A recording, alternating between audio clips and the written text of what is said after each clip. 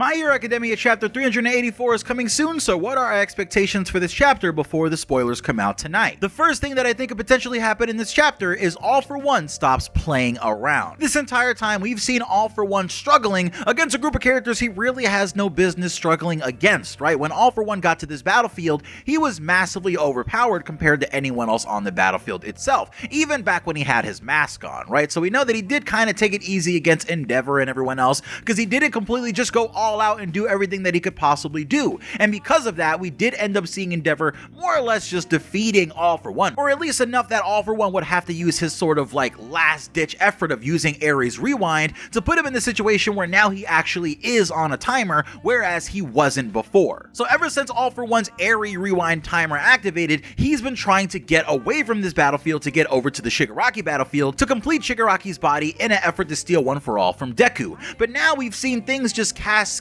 and getting worse and worse for All For One on that battlefield, as Machia's joined the fray, Mount Lady's joined the fray, Dark Shadow is going absolutely insane and it's bigger than maybe even both of the other two. Then you also have Inasa's Wind and all the heroes focusing on just one villain, right? Because it seems like they have dealt with mostly everything else besides the Twice clones, and those are kind of just negligible at the moment. So you have this situation where All For One has not really been playing around, but he hasn't been going full strength, full blast on all of the heroes, and now that he's just getting younger and younger and his time limit is running out and he can't really depend on Kurogiri to teleport him to the UA Sky Base, it's really looking like All For One needs to do something grand, something massive to completely wipe out everyone on the battlefield that he's on, because he still has the long journey all the way to UA from Gunga Mountain Villa that he has to fly completely solo by himself to get there. So in this chapter, I am looking forward to seeing if All For One finally has some sort of counter to all the things that the heroes have been dumping on him. It really seems like he's actually the underdog in this situation right now, and that's kind of crazy when you consider that All For One was apparently prime All Might level, or at least as close as you can get to that, and this All For One just doesn't really seem like he lives up to that in any way, but maybe there are still some cards that he has left on the table to play. The second thing that I want to talk about is, if you remember in the end of last chapter, we did see helicopters arriving on the All For One battlefield, or at least making it there, leading to a lot of speculation on who could potentially be in the helicopters.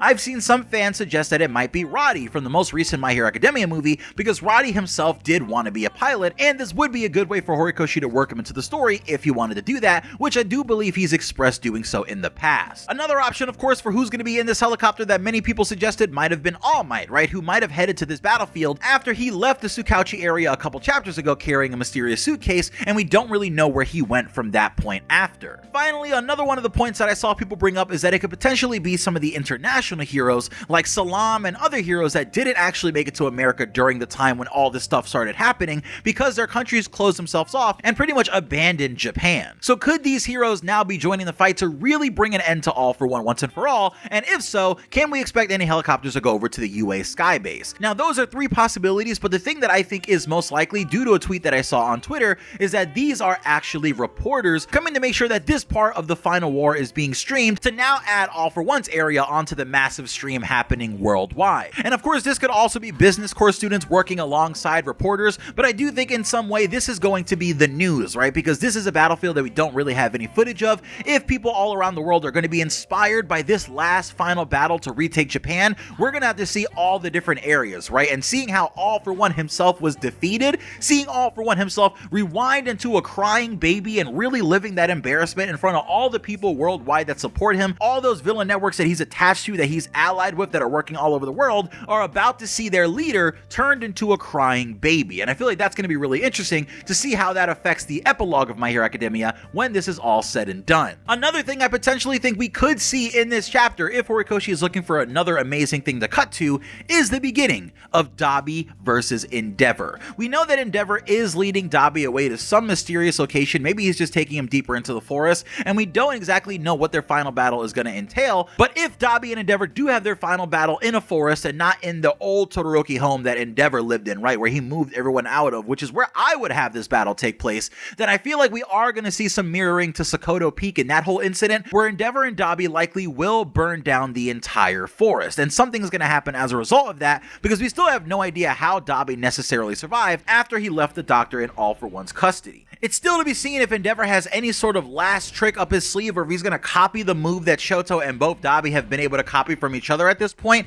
and how that's exactly going to work. But we have done videos speculating on what would happen if Endeavor got a Quirk Awakening in this situation, so you can go back on the channel and look for that video before the spoilers come out to see what that coverage was like. The fourth potential thing that I'm expecting to see in this chapter is an update on the Aoyama and Fat Gum area, because seriously guys, at this point, we've literally seen every other area, right? We finally cut over to the Kirishima and Mina area to see what was going on there, and we still have no idea what's going on between Aoyama, Fat Gum, and that one villain, or the other assassins that were after Vigilante Deku, who apparently are all going to be converging on that location to try and take down Aoyama for being a traitor against All for One. It seems like the pattern has been that any of the battlefields that we don't cut to are being paused for a reason, right? We're not seeing them until that they can actually contribute to the main battle happening. So I have no idea how the Aoyama battlefield is going to contribute to the battles happening in the UA Skybase and in the All for One area, but it seems like Hori does have some sort of plan for that area because we haven't cut back over to it yet. Now, I would be very, very disappointed if after the UA Trader arc and everything, Aoyama's final battle really just gets completely off-screen after making him such an important character with that revelation, to then just not really bring the plot to completion on page. I feel like it would be really, really cheap, but Horikoshi is rushing through the series sort of at this point, trying to get to the ending because of health issues and various things, so I don't know exactly how much we should expect to see this Aoyama final battle between at least the one assassin that we see did come after him,